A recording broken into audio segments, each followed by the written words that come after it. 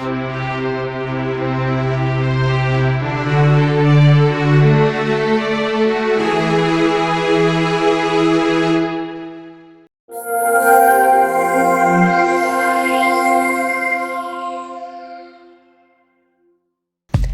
everyone, and welcome to a blast from the past.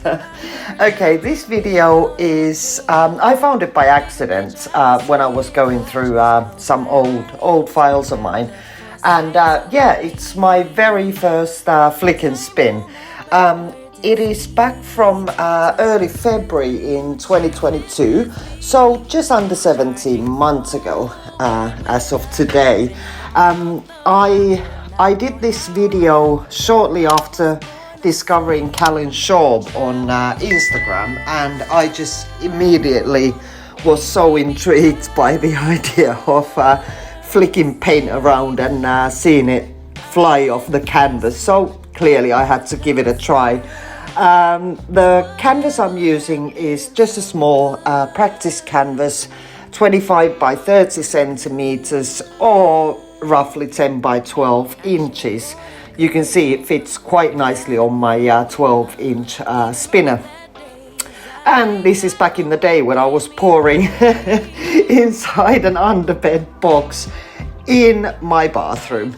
That's before I graduated myself to a proper studio-ish room.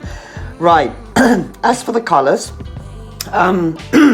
it's been a long time, so really I don't know what the colors are anymore at this stage. I know the base paint is Amsterdam titanium white, so that's pretty much all I've ever been using, apart from a couple of exceptions. And here I'm going with one of my favorite color palettes, pinks and greens primarily. If you've been watching me before, you know that I love pink and chocolate brown together. But yeah, pink and green is a really gorgeous color combo as well. And back in those days, I wasn't really mixing any custom colors, so I expect that most of these, if not all, are probably some Amsterdam basics tube paints. And here comes the first flick. Needless to say, I was absolutely obsessed from that point onwards. I remember being so tickled by those corkscrews or unicorn horns that you get, but also that really nice sort of petal, almost petal shaped, incredibly uniform shape that you can get with this technique. So yeah, there was no return from that point onwards.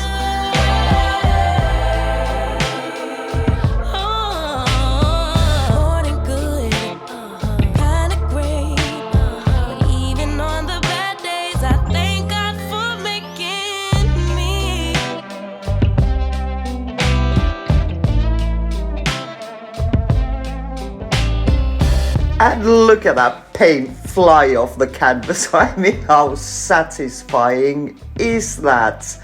Oh, I was just so mesmerized by that. And I'm glad I limited myself to just a couple of fairly careful spins, because especially looking back at it now, I can see a crazy shape going on there. I can really see a translucent fish in a suit regurgitating another fish.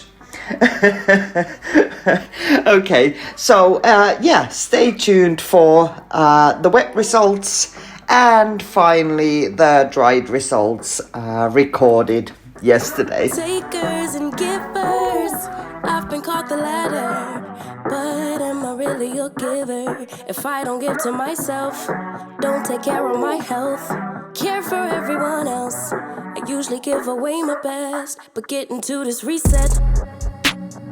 This is a dried result. I haven't done anything to it in these months. I still have it and I shall never get rid of it because I love it. I think it's just so crazy. You know, I said about the regurgitating translucent fish in a suit. It really does look like it. Look, there's like a start of a tie here. I think I may even go and accentuate the outlines of this fish and paint him a noticeable eye there and accentuate the tail fins like here and here of the fish being butane. Oh my goodness, I can't believe how happy this makes me. But I'd love to hear what you think. Please leave me a comment and a like. And if you haven't already, please subscribe. I've got an excellent playlist of all my flick and spins. So some of them are quite a hoot to watch me mess up and do crazy things. But anyway, most of all, thank you so much for being here for this little journey down the memory lane. And I'll speak to you soon. Bye bye.